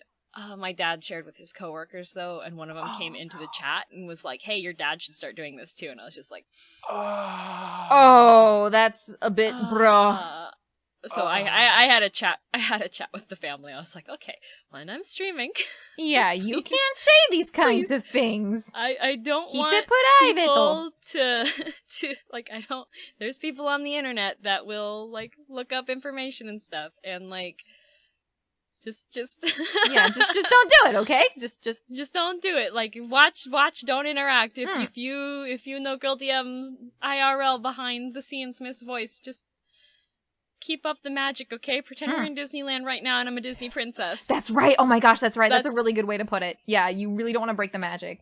Yeah, because breaking the immersion can cause... Well, because it's unexpected, one thing. I'm not prepared for, like, Miss Voice to be the one who's streaming. It's when Girl DM streaming time, it's in Girl DM mode. Kind of similar to, like, the Disney princess level of things, right? Right. You gotta be, like, in the zone, in the mode. This is what I mean with, like, degrees of separation. It's like you don't have a backstory, you don't have a character that you're playing, but you are being not Miss Voice, you're being Girl DM. Yeah, yeah. Your character is the concept of Cheer You. Yeah, this is Girl DM time. And if you break that immersion for me, it's kind of like, it's very jarring. Gonna go heckin' sicko mode on you. Gonna rage. Gonna rage right here on stream. But yeah, what about Kai? Yeah, what about Kai? I think I have even less of a degree of separation. Yeah, you're pretty open about pretty much everything. You're pretty coffee time. Because I mean, I originally my whole plan of being a VTuber. I've mentioned this in streams before. I've addressed it. Where my whole plan as a VTuber wasn't even to be a VTuber. It wasn't, streaming was never my primary goal. I just had 3 weeks off for Christmas, and I was watching VTubers, and I was like, oh, they're using live 2D cubism to make their model. And out of curiosity, I was just wondering, like, I wonder if I could do it too. It doesn't look that difficult. So I just tried it, and it turned out a lot more difficult than I thought it would be. But yeah. And then, like, part way into it, I was like, well, I mean, I've got it made. Might as well try to make a video or two. So actually the first month or so of my career, which I started January 5th, 2020, started right at the beginning of this year. I actually was working on YouTube. I made YouTube videos, this and that. Found out how much I hate video editing. So, fair. Someone suggested I try streaming instead, so I don't have to edit things. True. But, yeah, like, I feel like Kai isn't so much a character as it is just I lose a bit of shame and start talking in third person on the That's about it. A lot of the things that apply to Kai applies to Kai's version of Miss Voice. So you bonk people on the head with Crocs IRL? Yes. Here's a little secret. Crocs are only outdoor shoes in this household. Indoors, I just bonk people in the head with slippers. Naruhodo. So unless we're out and about, you're safe from the Croc. Okay. How about decapitation? What? She hasn't seen the clip yet. She hasn't seen the clip yet. It's fine. What? She hasn't seen the clip yet. It's fine. Hey, we're gonna have to... Hey, check out the link in the description for the clip. What? Shh. Wait, It's no, fine. really, what? Don't worry, I'm Harune. so It involves scared. both you and me. You'll see it after this. Don't worry. Hat. Okay, okay. But yeah, like, I also originally Kai was designed as a female model because I was approaching this really analytically. I was like, wow, female streamers or Boing, streamers and female avatars seem to get more attention than male avatars. Yeah. So I was like, yeah, why not? I'm better at drawing females anyways, so let's try it. I have a partially working model of female Kai. Actually, because I'm terrible at like version numbering. If I look in my folder right now, I've got like I think about 30 different versions of Kai. Oh my gosh. Oh my goodness. And right now, my standard look, this is Kai 1.5. But I've got it written down as Kai-kun 1.5. Kai-kun. Kai-kun. Everything before Kai 1.0 was labeled as Kai-chan 1.0. Kai-chan. So Aww. I realized I didn't want to pay for a voice changer and I couldn't put on a convincing voice. So I was like, let's switch it up. I'll just go male. I'm not good at drawing males. What should I do? So I just went to the bathroom, took a selfie in the mirror, and then I modeled myself after that. After that. This is honestly just a slight. It's like one of those, you know, those like phone apps that like you always see in the advertisements. It's like, oh, anime yourself, turn yourself. Yeah. Yeah. I basically just took my selfie and like exaggerated this and that. I actually do have the hair. I did have the hair. You're not anymore, unfortunately. Look, it's been a while since I went to the salon. Just But- DIY bleach it. Get rid of those brain wrinkles. Shopper's Drug Mart is expensive. Bleach. But yeah, like I did have like the bleached and like auburn tuft in front and everything. And Yeah. I do quite... Everyone keeps asking me about the mask, because unfortunately I started in the year where Corona was a thing. So everyone always comes in saying like, wow, did you put on a mask on your model because of Corona? Oh no. No, because it got was the right Rona? before No. Corona, wasn't it? I debuted before Corona really hit the mainstream media. Yeah, It was kind of the thing it was people heard about. still. It was, I think, November 2019 was when it was being announced as like a mysterious virus that had shown up, but it hadn't quite made landfall yet. It hadn't become like the household thing yet. It's just people that pay Yeah. attention to the news would know. And I'm like, no, I really like the aesthetic that Japanese people wear the face masks. Kinda same. I feel Like- that. I get that. I went to Japan 2 years ago, and there were people all over the place just wearing fashionable face masks. This and that. Even the plain ones. I'm just like, I really liked that aesthetic. So that's why I chose the face mask, and that's why I keep customizing different face masks. There's something kind of between endearing streams. about having like the mouth covered. Yeah. You know, just like seeing the eyes. I don't know. It's kind of cute. Also, I mean- I just really didn't want to rake up the mouth for That different expressions. that I've heard So you say there was, before. like, Yes. you know, a bit of a bonus there. But I was like, being the What? loser that I am, I thought, it adds a layer of mystique. Uh-huh. It adds a layer of mystique to my character. People Mystique. will wonder what I look like under the mask, which I will say, I do have concept art of Kai without the mask. Mita. Dun dun dun. 見たの。見たことありますよ. I don't Mm. have a working model rigged for it yet, but I do have the Oh. That's not true. That's not true. Oh. There is one model. There exists one model out there that does have a working mouth under the mask, but I never actually hooked the mask to move. So you know, it's the kind of like you have to open the console, go into developer mode to like remove the mask to see the mouth kind of thing. But there is concept art.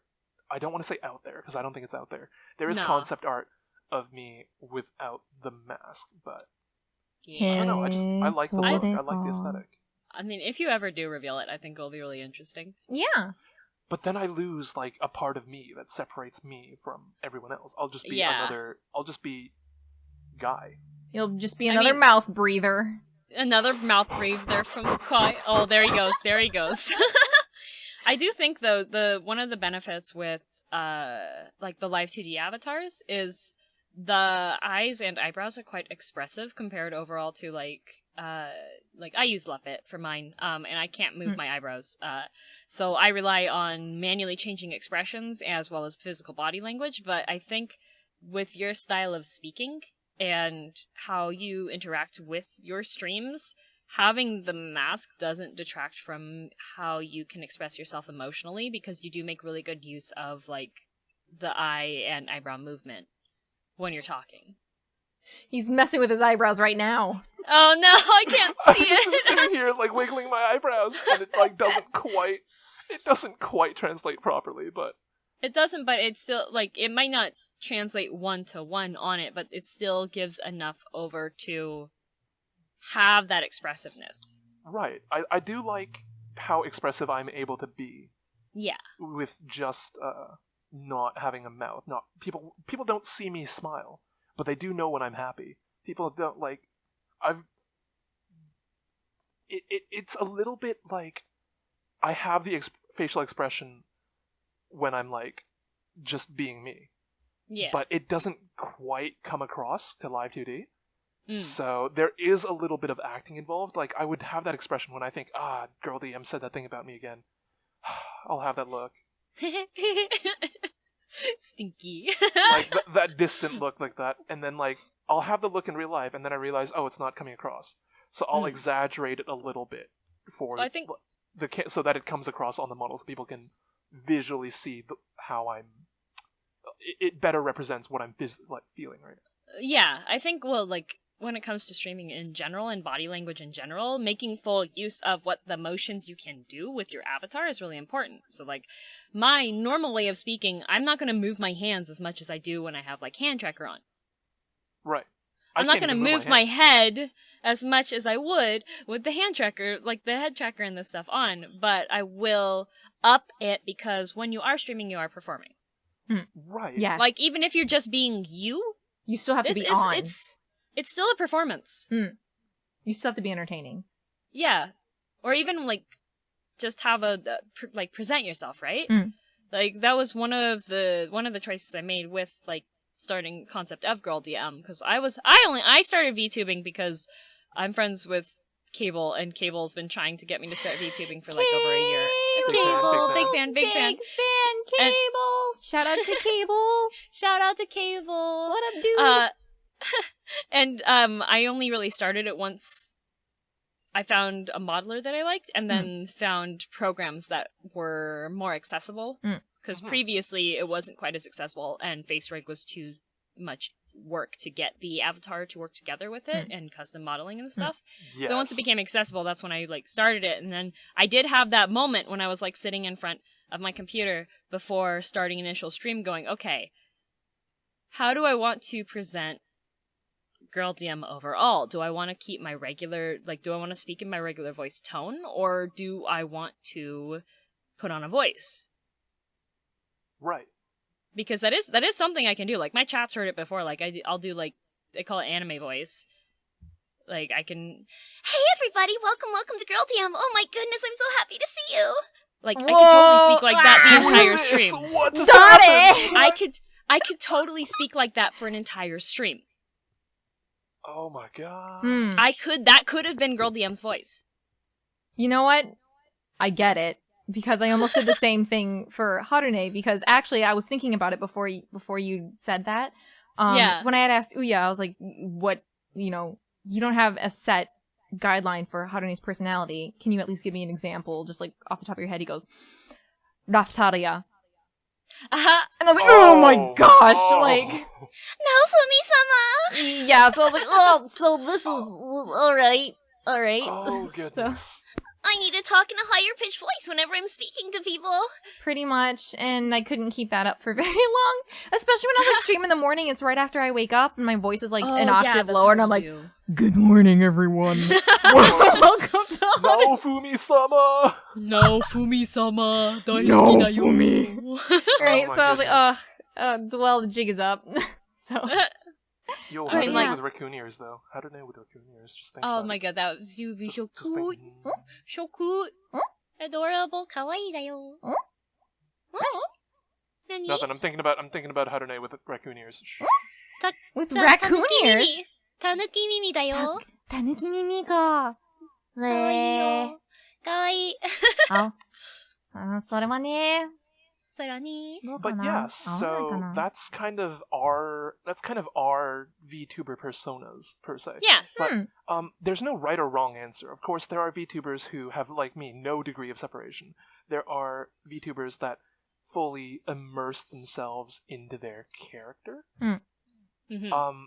And really, is there a preference you guys have? Is there, like, of course, like I'm saying, people that do it the other way aren't wrong. But is there a particular preference you guys have on what kind of VTubers, like what kind of method you prefer to watch? What vibes with you?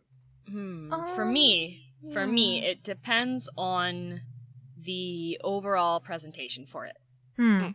So if you're going to go with the concept of being like, let's take New HoloLive English, for example, right? Sure. If you're going to take the concept of being a phoenix obsessed with fast food, as long as you're maintaining that concept and keeping it within that believability and that realm of this is what your existence is, that's the kind of thing that I enjoy. I'm a big fan of, like, I love going to Disneyland and being like, magic is real now! Yes, I'm in Disneyland! Like, I will fully immerse myself in that. That's part of the reason, like, I also enjoyed going to, like, butler cafes and maid cafes in Japan, because it was a period of time which was a different existence. Yes, I know it's roleplay. That doesn't detract away from it at all. It's still something that I can enjoy. And I also enjoy people that are putting themselves forward as well, to a degree, with professionalism. Right. Because I do know it is, when you're streaming, when you are recording videos and putting them live and stuff, and you're putting yourself forward, criticism of your streaming and your videos and such can come across as like a direct criticism and possibly even an insult to yourself as a person. Right. And how you react to that will determine how I enjoy the stream and keep watching the stream. Right. And some people really enjoy seeing like the big reactions back, like XQC. Right, the freakouts and all that. Some people really enjoy those, but for me, like, I see that and I'm just, I don't like it as much, and that's just my personal preference for it. I'll find it funny sometimes given, like, certain contexts, but if there's a streamer that's mad at a single person in their chat for a duration of time because that person said something, then I'm put off a bit to it. Right. そうだよね. Because you still They want to keep the they fun wouldn't come going. They wouldn't come off as an agreeable person. Yeah. Right. Not as a content creator. You just don't seem like the kind of person I'd vibe with. Yeah. Right. And that's nothing against, like, that person themselves. Like even, like, I don't generally enjoy XQC, but I know that he's one of the top streamers and lots of people enjoy his concept, so it's all personal preference on that. So yeah. Depends on presentation for me. I think, like, thinking back, I think my younger self would have totally been way more, like, excited for something a little bit more immersive.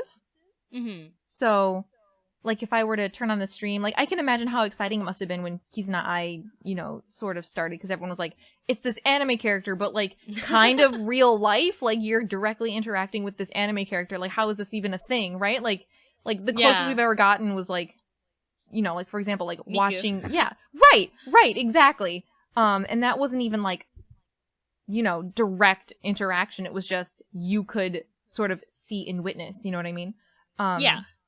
So, yeah, younger me probably would have been, like, way more jazzed for something more immersive, a character, fulfilling its role and things like that. But I feel like now I would much more prefer something a little bit more relatable, just people being people, and if they want that extra sort of layer of anonymity, then they have their VTuber persona or their VTuber image, right? And I'm not saying, like, I don't like immersive personas anymore. Yeah. It's not that I no longer like it. I just think my likes have expanded. So, once again, I don't know if I have a preference. I just know what I would have leaned towards then, what I find myself leaning towards now. That being said, though, I do feel like, you know, and we've touched on this a couple of times, but the idea of like how you react to criticism and potential trolling or flaming on your stream sort of directly affects how much I will enjoy your streaming in general.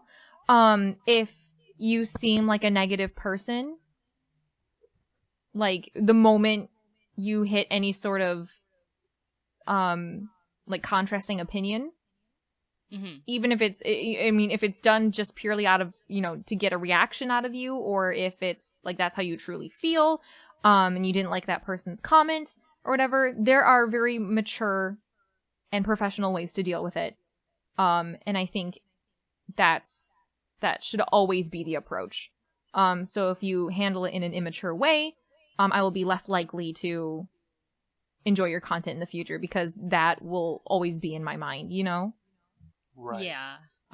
So I think that's the only sort of defining factor, I think, is if you can't handle things maturely, not even professionally. You don't have to even consider yourself a professional, you know, but just being mature about it, you know, recognizing that you're in front of other people and it's not, you know, it's not very pog to cause a scene, you know? Yeah. Then yeah. So that's my take. Yep. What about you, Kai? I kind of agree with you in that I used to quite like being immersed in the streams. Like, again, I also started with like He's an Eye and all that, and it's like, wow, AI is like just believing this is an AI, not a, like, it's because at that time it's I consider it like I was in the audience of theater. I was watching a production, and I want to be able to be immersed in the production. Yeah. And now that I've become a VTuber, I became a member of theater. Right. And I get to look at things more analytically, because now the back end of it is on my mind too. Right. Yes. So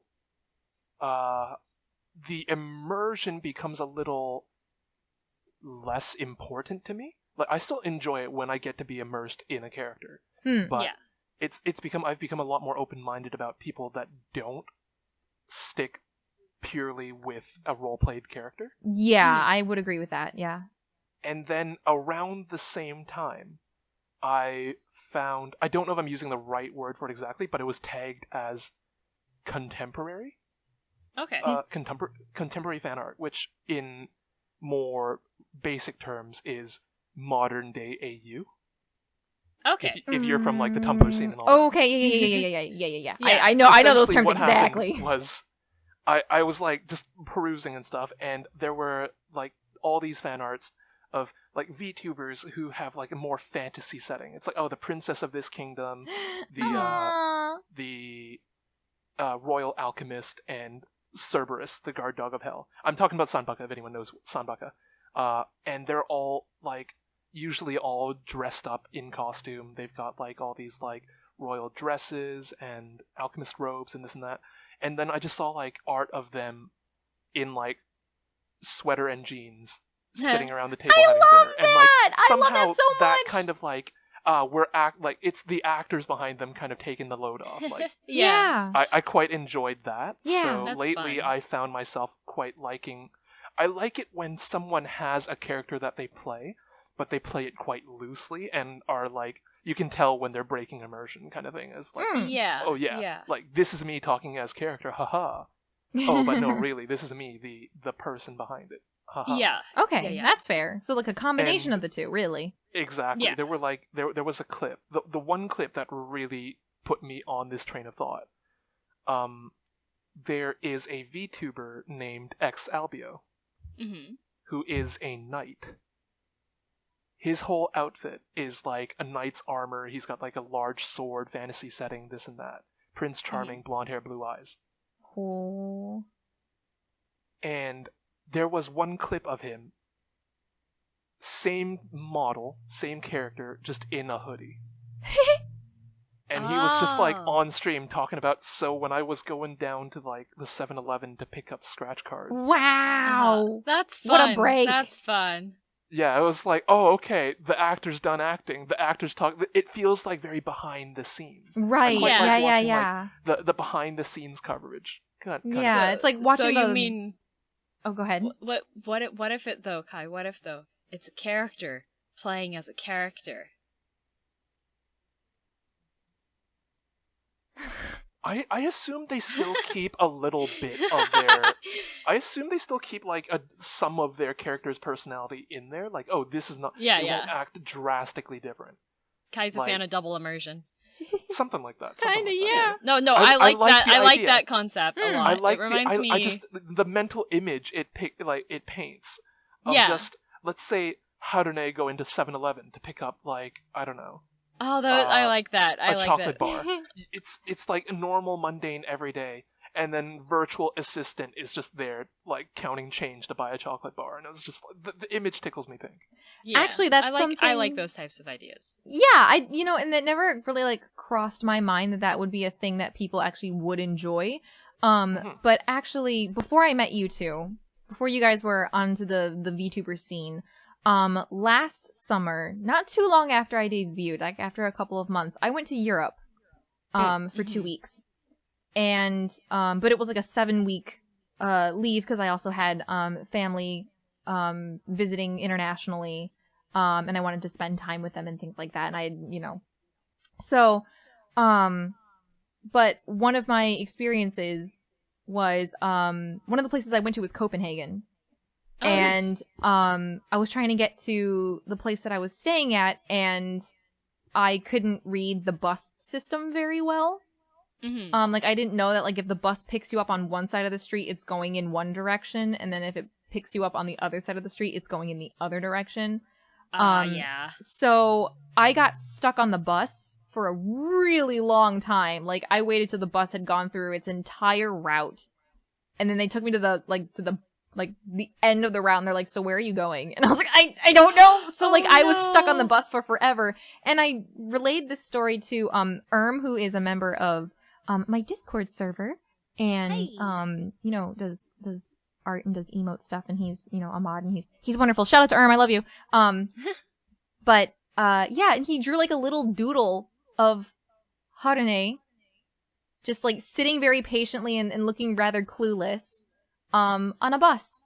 And that was sort of like my first instance of like putting Harune in a sort of slightly immersion breaking real life scenario. Yeah. And I kind of liked it. That was my first time sort of seeing that, and I was like, no, this is kind of cute. I like it. Well, because like generally speaking, I think one of the reasons I like sharing like my experiences like with IRL stuff, like me not being able to reach the mayo on the top shelf at Walmart without climbing over it, is because the people that interact, the viewers that follow us, that's how they see us.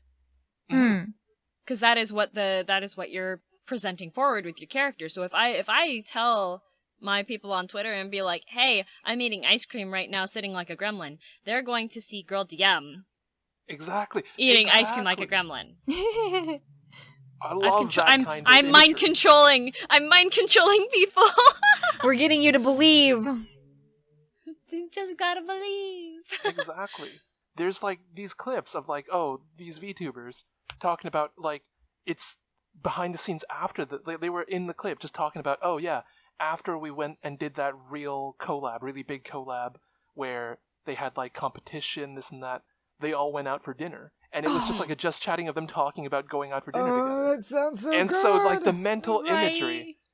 imagery of just like, oh, succubus lady, pirate man, and like high school girl All together. all sitting around like arguing who's going to pay the bill. It's like that kind of mental imagery. Just it's so I love it. I really do. Yeah, that I really love that's that. charming. That's Heck. the concept stuff. I like that a lot.